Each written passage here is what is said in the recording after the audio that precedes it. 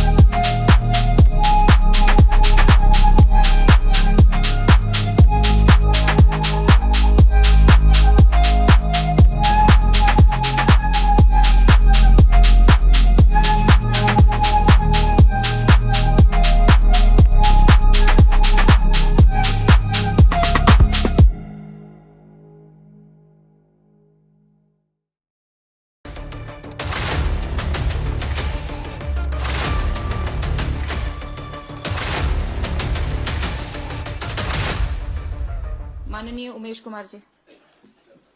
माननीय अध्यक्ष जी, हरिद्वार जनपद के अधिकतर खादर में जल भराव की समस्या बहुत विकराल रूप ले चुकी थी और आज भी जो वहां स्थिति है वो बहुत गंभीर है। खादर में जो तटबंधों की स्थिति है जिसके चलते ये आपदा का सामना हमें करना पड़ा, इस त्रासदी का सामना हमें करना पड़ा,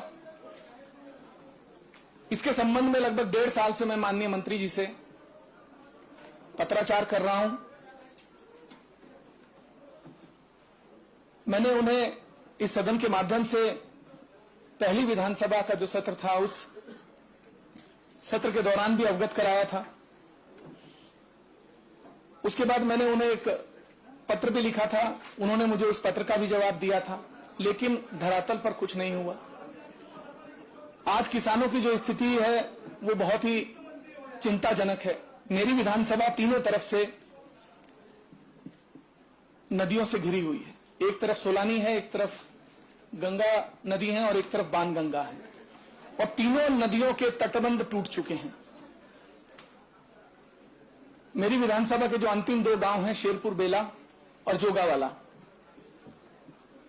उन दोनों गांव की यह स्थिति थी कि एक गांव से गर्भवती महिला को अस्पताल पहुंचाने के लिए सेना ने भी हाथ खड़े कर दिए थे। उस विकट स्थिति में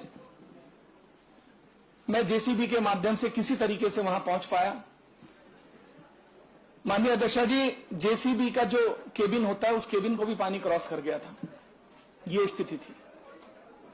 हम किसी तरीके से, ईश्वर ने साथ दिया, उस गर्भवती बहन को हम वापस लेकर आए और जैसे ही हम ने धरातल को टच किया और करते ही हमारी जेसीबी भी, उसका इंजन भी फेल हो गया। ये ईश्वर की अनुकंपा थी कि हमने उस बहन को अस्पताल तक पहुंचा दिया। जोगावाला गांव में जो सोलानी नदी के तटबंध पर बसा हुआ है, इसके संबंध में मैं पिछले 1.5 साल से शासन से, प्रशासन से गुहार लगाते लगाते थक गया कि इसके तटबंध को बना दीजिए ताकि पुरकाजी की तरफ जो पानी जा रहा है वो सुचारू रूप से जाने लगे। दाब की खेड़ा और जोगावाला, हमारे जो अंतिम गांव सोलानी नदी के तटबंध पर बसे हुए हैं, हम उन ग्रामीणों को बचा सकें। माननीय अध्यक्ष जी, ये स्थिति थी जोगावाला गांव की कि लोग अपनी छतों पर प्लास्टिक की तिरपालें लगाकर रह रहे थे। बूढ़े बच्चे, माताएं बहनें सब छतों पर थीं। यहां तक के शौचालय जाने के भी उनके पास कोई व्यवस्था नहीं थी।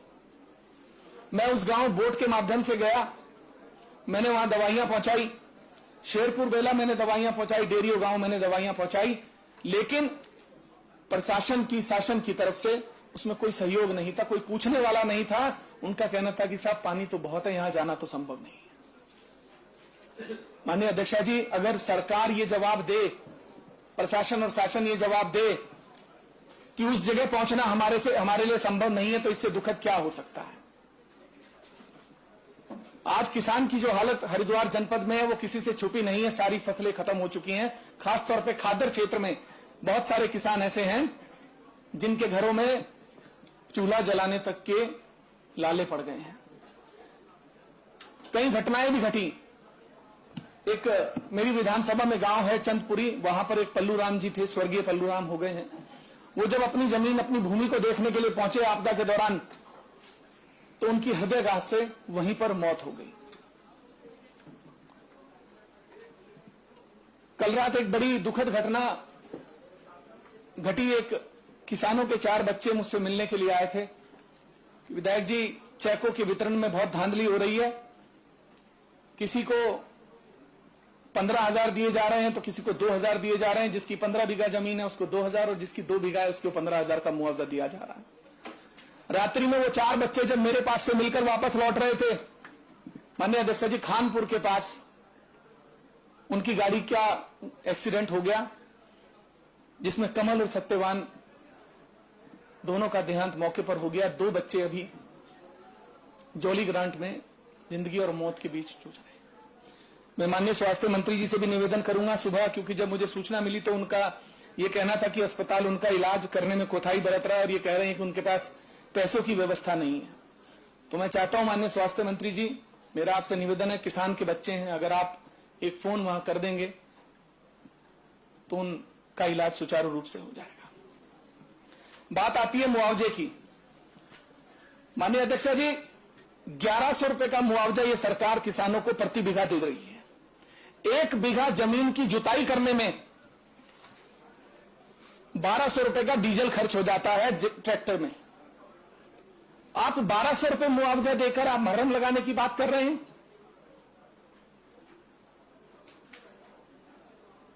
आज किसानों के पास अगली फसल को बोने के लिए बीज के पैसे नहीं हैं। अगली गन्ने की फसल अब 18 महीने बाद आएगी। बिजली के, पानी के बिल, किसान क्रेडिट कार्ड के बिल, उनका ब्याज। मैं चाहता हूं आपके माध्यम से सरकार से मेरा निवेदन है कि मुआवजा 11,000 रुपए प्रति बीघा किया जाए। किसान क्रेडिट कार्ड के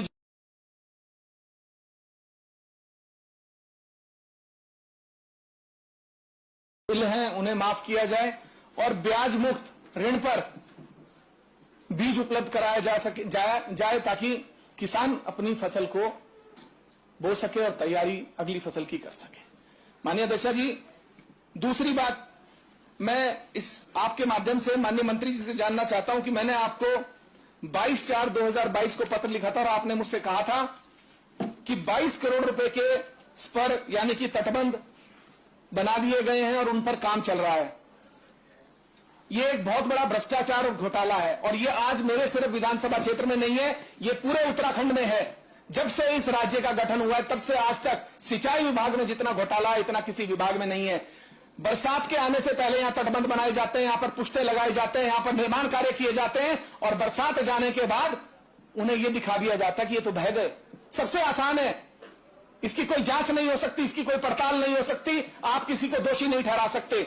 माननीय अध्यक्ष जी, अगर इसकी गंभीरता से जांच करा दी जाए तो बहुत सारे लोग जेल में चले जाएंगे। मैं ये जानना चाहता हूं कि माननीय मंत्री जी से आपके माध्यम से कि क्या आप मेरे साथ चलकर मुझे दिखाएंगे कि ये 22 करोड़ के पुश्ते बने कहां हैं? क्या आप मुझे चलकर दिखाएंगे कि खानपुर विधानसभा के जो नदियों के तटबंध है उन पर आपने क्या काम किया है? माननीय मंत्री जी दौरे पर आए थे, मैं ये जानना चाहता हूं इतनी गाड़ियों के काफिले के साथ इन्होंने क्या एक बार भी स्थानीय विधायक को यह बुलाकर पूछा कि आपकी पीड़ा क्या है, आपके लोगों की पीड़ा क्या है? 4 वहां पर भाजपा इकट्ठे हो जाते हैं, वो आसपास से घेर लेते हैं, किसी स्थानीय किसान से मिलने नहीं देते, किसी व्यक्ति से बात नहीं करने देते, स्थानीय विधायक से बात नहीं करने देते। अगर स्थानीय विधायक इनके पास जाकर खड़ा हो जाए तो उसको धुतकारने की स्थिति में आ जाते हैं। यह स्थिति मेरी नहीं है, यह स्थिति सदन के हर विपक्ष के उस व्यक्ति की है जो सदन में बैठा है। इनके दिल से पूछिए, हर विधानसभा क्षेत्र में यह स्थिति है कि अगर मंत्री आएंगे तो उन्हें वहां के स्थानीय नेता उनकी पार्टी के घेर लेंगे। विधायक को कोई पूछने को तैयार नहीं है, विधायक को सूचित तक नहीं किया जाता। किस लिए? क्या हम विधायक नहीं है? हम इस सदन के सदस्य नहीं है? हम अपनी पीड़ा किसको बताएं जाकर? किसके सामने अपनी बात रखें? हो सकता है बहुत सारे सदस्य हैं अपनी बात नहीं रखते होंगे, अपनी पीड़ा नहीं रखते होंगे। अगर आप सरकार में नहीं है तो आप धुतकारे जाएंगे? क्या हम चुनकर नहीं आए हैं? क्या हमें जनता ने चुनकर नहीं भेजा है? या हम ईवीएम में गड़बड़ी करके आ रहे हैं? सदस्य अपनी बात को कंक्लूड करिए। मैं माननीय सदस्य जी, मैं अध्यक्ष जी, मैं आपका संरक्षण चाहता हूं। मैं अपनी बात रख रहा हूं, अपनी पीड़ा रख रहा हूं, अपने किसानों की पीड़ा रख रहा हूं। मेरे 2 बच्चे चले गए हैं, मुझे पता है रात से मेरी क्या स्थिति है।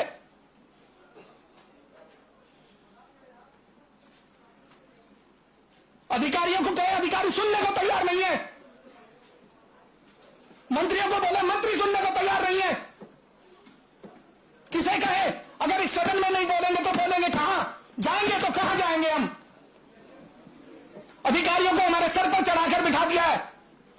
आज आपने स्वयं इस पर आदेश दिया है कि आप फोन करेंगे, वो आपको आपके नाम से बुलाएंगे। बताइए क्या बात हो गई? फोन नहीं उठाएंगे, 10 बार आप फोन करेंगे तब जाकर फोन उठाएंगे। किसे कहे? माननीय अध्यक्ष जी, आप कह रहे हैं मैं अपनी बात कंक्लूड करूं, मैं अपनी बात कंक्लूड करूं, पर क्या कहूं? मैं किसे कहूं? 6 महीने में एक बार सदन आता है, 3 दिन सदन चलाने देने को सरकार तैयार नहीं।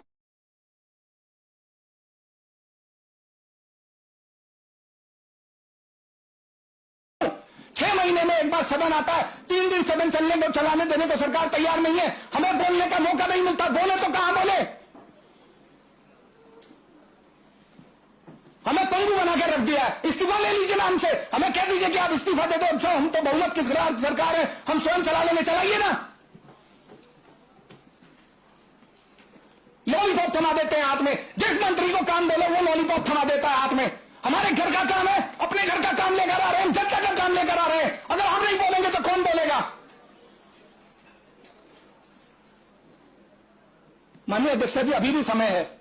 अधिकारियों को और मंत्रियों को आप कृपया इस बात से अवगत कराएं, उन्हें समझाएं, उन्हें दिशा निर्देश जारी करें कि सभी विधायकों को समान नजर से देखें, क्योंकि हम अपने घर का काम नहीं करा रहे।